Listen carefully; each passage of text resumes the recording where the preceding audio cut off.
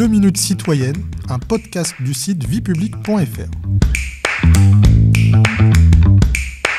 Bonjour à tous, je suis Guillemette, rédactrice pour le site viepublique.fr et je vais aujourd'hui vous expliquer comment se déroulent les élections législatives. Tout d'abord, à quoi servent ces élections ? Les élections législatives servent à élire les députés qui siègent à l'Assemblée nationale. Pour rappel, l'Assemblée nationale est l'une des 2 chambres du Parlement avec le Sénat. Au cours de leur mandat, les députés participent au travail législatif, votent des lois, propositions de loi et contrôlent l'action du gouvernement. Alors, comment vote-t-on ? Les députés sont élus au suffrage universel direct. Tous les citoyens inscrits sur les listes électorales peuvent donc élire leurs députés en se rendant aux urnes ou bien en faisant une procuration.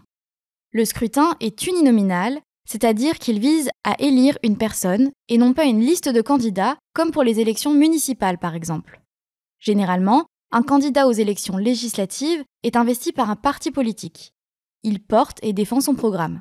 Un député peut être élu dès le premier tour s'il obtient la majorité absolue des suffrages exprimés et s'il représente au moins 25% des électeurs inscrits sur les listes électorales.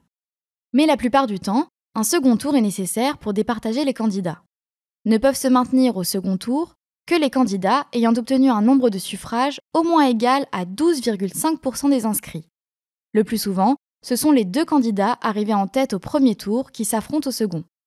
Le vainqueur de l'élection est celui qui arrive en tête, quel que soit le nombre de voix. Les 2 tours des élections législatives ont traditionnellement lieu le dimanche, à 1 semaine d'intervalle. En quoi consistent les circonscriptions électorales ?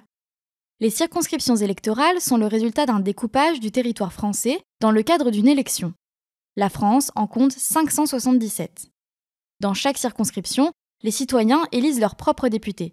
C'est pourquoi, au total, ce sont 577 députés qui siègent à l'Assemblée nationale. Attention, en dépit de ce mode d'élection, les députés ne représentent pas uniquement leur circonscription.